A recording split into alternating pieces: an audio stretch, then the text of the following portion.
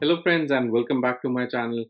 Today, we are going to talk about COVID global update as usual, but from a different perspective. We will be discussing the global update, but before that, we'll take that from epidemiological considerations that will enable you to understand what numbers you are seeing.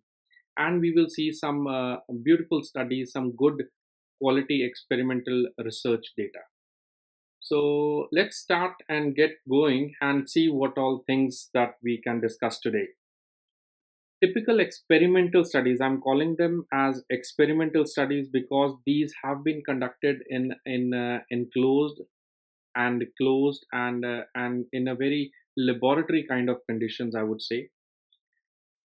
What I'm going to discuss is these are some of the cruise ship data that I have gathered from different resources. We have the Diamond Princess, the Grand Princess, the Ruby Princess. These are the cruise ships. Then we had the Theodore Roosevelt naval ship, that was a military ship, from which we had some of the COVID cases. The Charles de Gaulle from France, that was again a naval ship, and a beautiful New York antibody study. What happened in all these studies was that in all these experimental, you can say that these were man-made or natural kind of thing, but from an epidemiologist point of view, these are very beautiful resource data generating studies. They happen to have in a enclosed position where the number of people are usually constant and the outside variables are less. In Diamond Princess, the sample size was 3,711. And remarkably, I think everybody remembers when the WHO declared the public health emergency. At that time, Diamond Princess was in talking terms. Everybody was talking about Diamond Princess ship. So there was 712 people who got infected with COVID out of 3,000 people.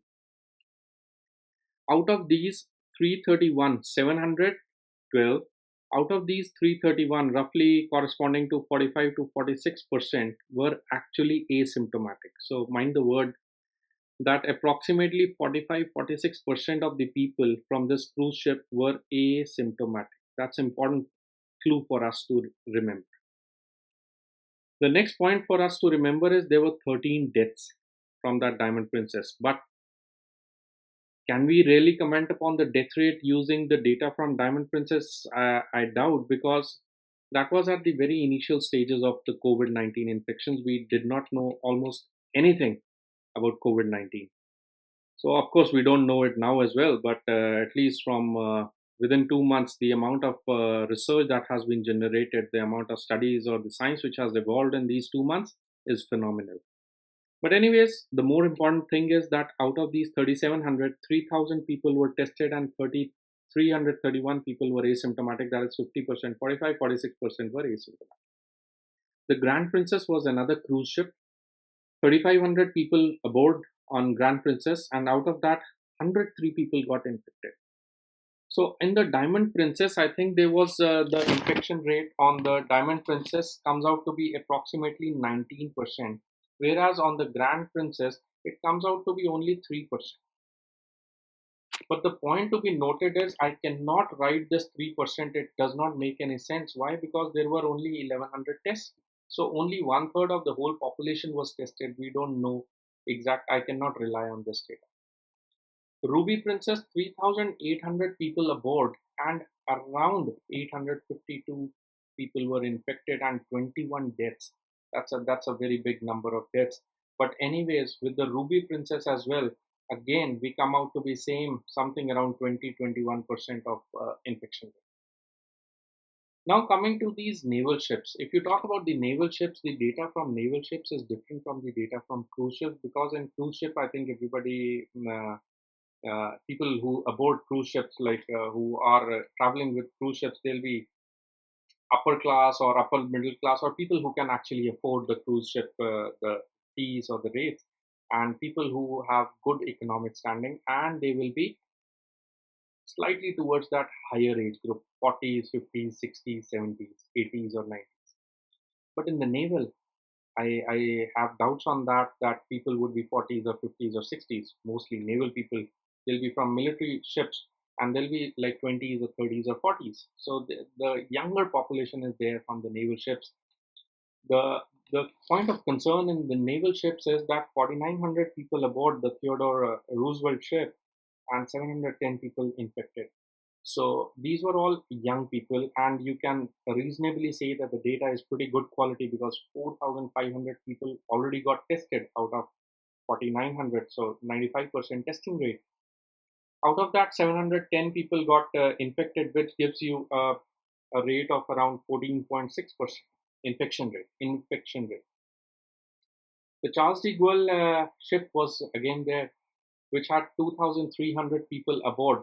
And out of these 2,300 people, 1,081 people got infected. So that gives you a whooping 50% average, approximately 48% people were infected, 47-48% people infected. But the point to be noted again is 500 were asymptomatic. Earlier also we found out 50% were asymptomatic. But the data over here is saying 48% infected. Probably there were two, three different ships which were mixed up, and maybe the docking time of this Charles de Gaulle ship was more, which caused more external factors coming into play. So maybe that could be a reason. But anyways, we understand that roughly anything numbers between teens, between 13, 14, 15, 19% infection is there. So you have seen that anything ranging from 3% infection till 45% infection rate can happen with the COVID infection in enclosed areas. This definitely will differ from the real life practical situations because countries are not ships and countries cannot be compared with the ships.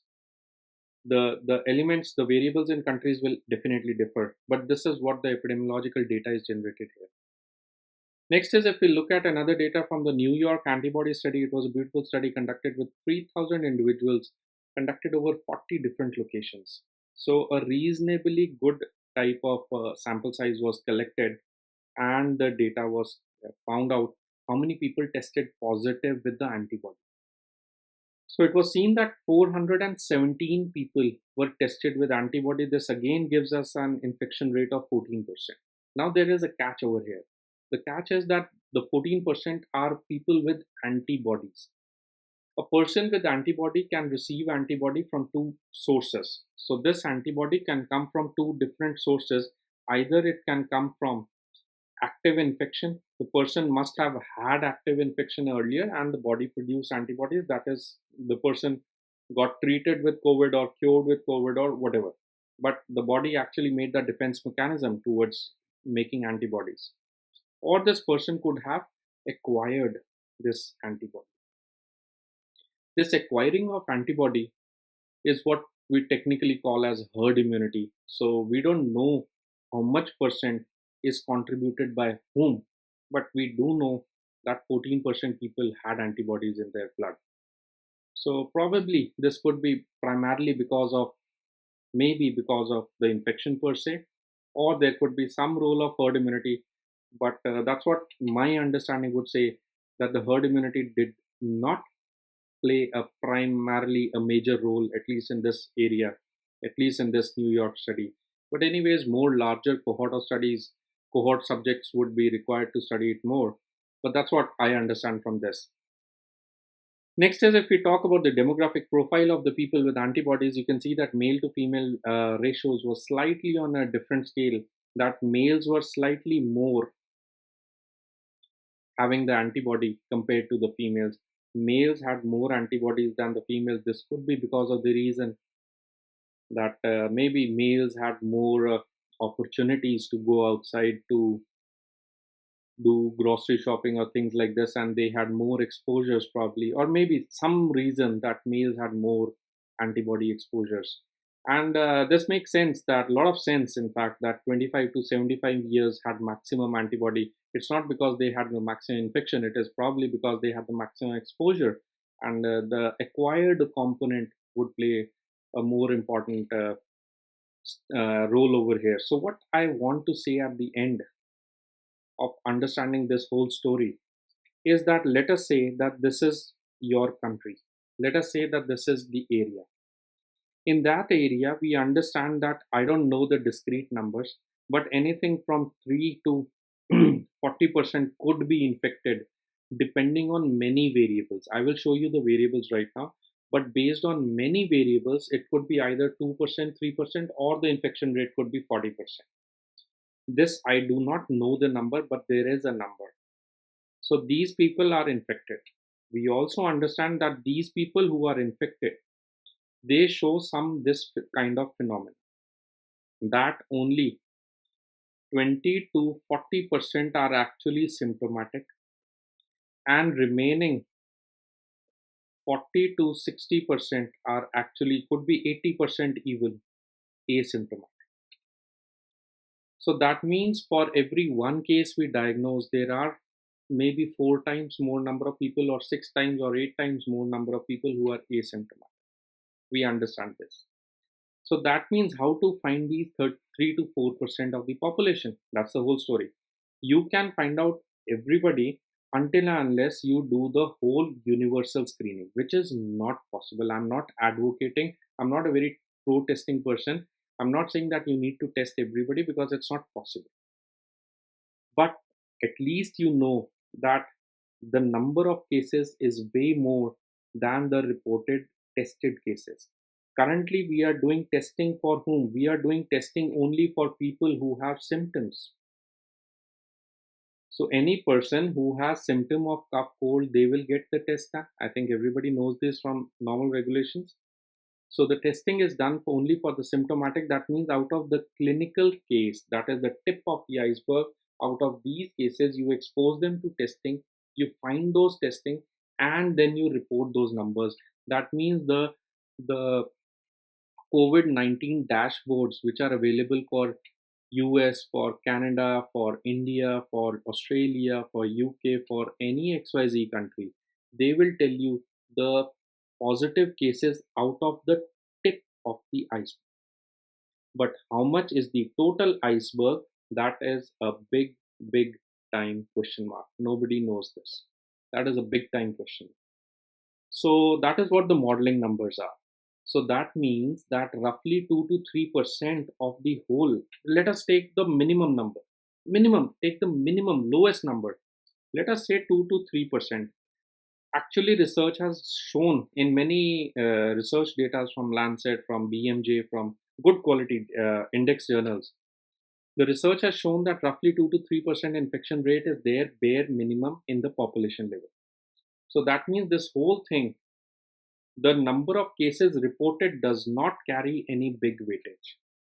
You need to understand the total 2 to 3% is infected. Out of them, how many get the test done, or how much testing is there, that would be defined by the percentage. So now if you understand this game, now let us come to the COVID global stats. Now I think you will be able to see these numbers with a different perspective. Now let us look at the data. This is all is data from Friday 24th of April 2020 for coronavirus COVID-19. If you talk about the US, you can see that there are 9,17,347 cases, 917,000 cases. Italy has something around 192, 192, 200,000. We shouldn't say 200, 192, 994 cases from Italy. UK has 143,000 cases. Germany 155. France 159, Canada 44,000 cases, and so on and so forth. I'm not bothered with these numbers of cases, because I hope you understand that the number of cases reported or shown will be dependent on the testing done, will be dependent on many, many variables. We'll come back to this again. But these numbers from epidemiologist point of view, these are important only for policy formulations. When you want to come down to lockdown, don't do lockdown, open lockdown, start testing, stop testing, these numbers will define those, but they do not tell you the exact prevalence of coronavirus. Don't think that the numbers are less in my country means in my country corona is not there or COVID is not there. That's not the case. That's why the mostly the people get the delusional kind of phenomenon. So we do understand that in US, if we talk specifically for country by country, if you talk about the US data, if you talk about the US data, you can see that there are 91,000, 917,000 cases, and the deaths were 51,865 deaths. So, of course, the number of listen to the words very carefully, that the number of disease and the number of deaths are definitely increasing in many countries, including US, Italy, UK, Germany. But the delta change in the number of cases, or the delta change in the number of deaths, that is the percentage increase in the data, is not as much percentage increase as it was in the mid or in the initial part of the month of April 2020.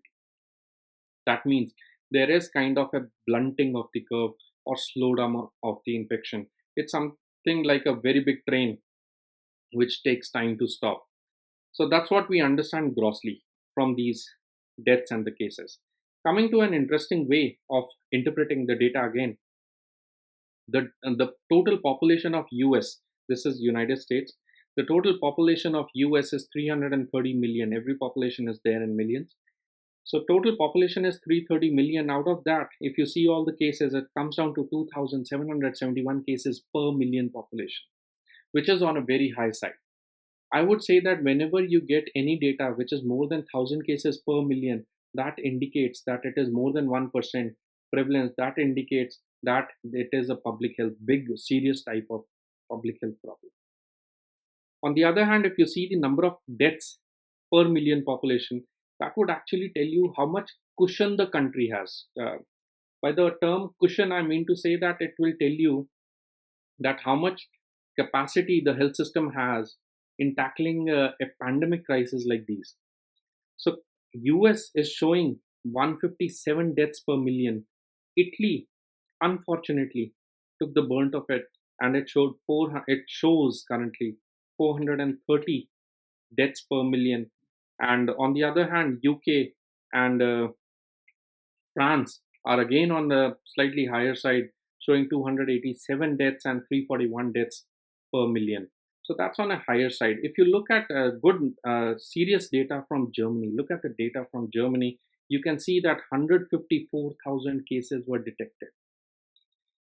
Germany also faced a burn of 5,700 deaths, but the number of deaths per million is 69 only. That means that probably it could be because of the health systems of Germany or things like this, that they actually had the cushion to take care of their pandemic crisis in these situations. Similarly, if you see about the case fatality rates from Canada as well, you can see that from the Canada data, you can see that it's only 61 deaths per million, which probably accounts to a very low kind of death rate in this country, in Canada.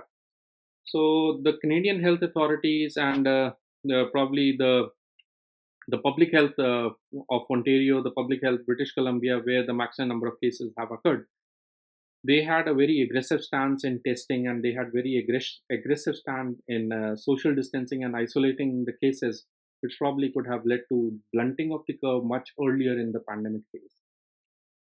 If you talk about testing from India, it doesn't make a very big amount of sense, because you can see that the cases in India per million is only 18 cases. This could be because of lower testing, because you can see that the testing done in India is only 393 tests per million. If you see other countries like US, you see that the data for testing is 15,000 tests per million. If you see about Canada, it is 17,000 tests per million. And if you watch a beautiful testing methodology, you should see the testing methods in UAE, and they have done 79,000 tests per million. Probably that this 79,000 tests per million, once you detect the test so early in the phase, don't you think that this 6 now becomes sensible to us, that the deaths in UAE happened very less? It is not because their cushion was good, it is because they detected the disease early, they isolated, nobody went into the severe form of disease, and they had a pretty good, decent death rate. So it's just so many pieces are moving all at the same time, that it takes time for a country to understand and the leadership to absorb that data and give out a meaningful outcome of that data. So having said that, I took into account, considering the cases per million, the deaths per million. More importantly, we are more interested in the deaths per million because cases are again dependent on the testing. So we have already done the considerations actually that there is high testing in these areas: Germany, US, and UK and UAE. Low testing in India. And the ICMR study from India, ICMR is Indian Council of Medical Research. The ICMR study also says 69 to 80% are asymptomatic infections, but we are testing very less. So we don't know that the reliability of these numbers from India are on a lower side, I would say, because the testing is low, the reliability factor of the cases is low. The cases test number is low, the reliability factor of the deaths is low. So actually the whole system is stopped if you test less. Next is if we that's just the summary of the whole story, that if you want to see the agent factors, the host factors, and the environmental factors, if you see these are the COVID deaths. Let us say these are the COVID deaths. So if you talk about the COVID deaths, the factors which affect the COVID deaths would be could be broadly classified into agent, host, and environmental factors. The agent factors being the strain of the COVID. I don't know the strain, but it has been researched that there are more than 10 strains of COVID which are circulating in the world. There could be 50 strains of COVID. The antigenic, the mutation capacity of COVID cannot be determined at this phase. We need more research, we need more data on that. The infectiousness I have already discussed with you, that considering an infectiousness of 2 to 3% in every country, you would be able to understand that, that what is the virulence of this virus.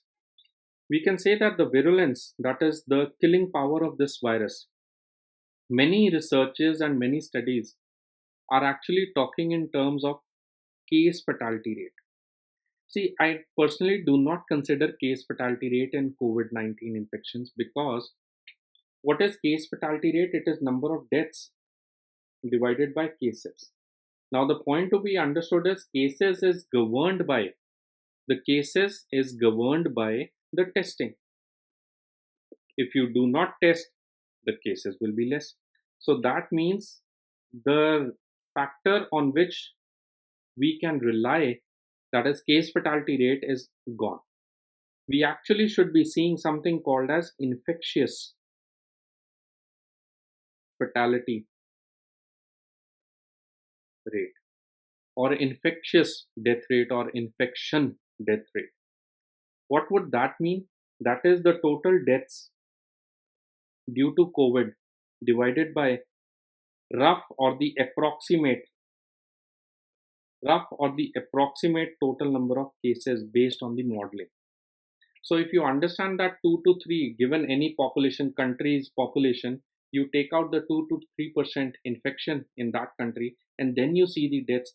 They will almost in the whole world, they would come out something around 0.6 to 0.8, 0.8 to 1, 1 to 2%. 1 to 2% in countries which had very high number of cases. 0.8 to 1% in countries which have medium number of cases, and 0.6 or even less than 0.8 in those countries which had a reasonably lower number of cases. This could change over time, but this is just my personal hypothesis on what actually could be the case fatality rate or the infection death rate for COVID. So now if you understand the agent factors, you know about the host factors. I think you all know about the host factors, that males are known to have more chances of getting COVID. More hospitalizations are found in males. Various studies from Italy and Canada, I will be discussing in the future modules, maybe tomorrow or day after, that the Canadian health authorities, the Italian health authorities, the Netherlands health authorities have given beautiful data for the epidemiological study results from their own countries, and we can discuss that anytime. But it has been seen that males are more prone to get COVID, males are more prone to get hospitalized. Extreme age, of course, higher the age was highly significant. Maybe 30-40% of all deaths happened in age group more than 60 years. comorbidity, people with other diseases like diabetes, cardiac disease, they had more COVID deaths. The various environmental factors is of concern, like the effects of lockdown, or how strictly the country is doing lockdown, the effects of social distancing, how sane the population is, how seriously they have taken the effects of social distancing. Population density is one point I would always consider, specifically whenever we are talking of countries like Japan. When we talk of countries in Europe, when we talk of specific state like New York in US, the primary factor for having that blast of cases and becoming that epicenter in a big country like US, New York becoming as an epicenter, or Japan becoming as a very big sudden increase in number of cases. I personally think that there is a big attribution of population density in causing these diseases, in causing these rise in number of cases. The other environmental factors which may affect the COVID deaths is how the health systems are approaching the levels of personal protective equipment which is given to the healthcare worker and the essential workers, the climatic condition of that particular country. Of course, WHO and almost all the researchers have just thrown that idea that initially came in research about the climate, that probably it's not happening in temperate zones or in tropical zones. South Africa is at the verge of getting bigger cases. India is at the verge. Sri Lanka is there with higher cases. South America is there with higher cases. So hot climate or temperate climate does not actually have an effect on COVID infections, has been told by many researchers.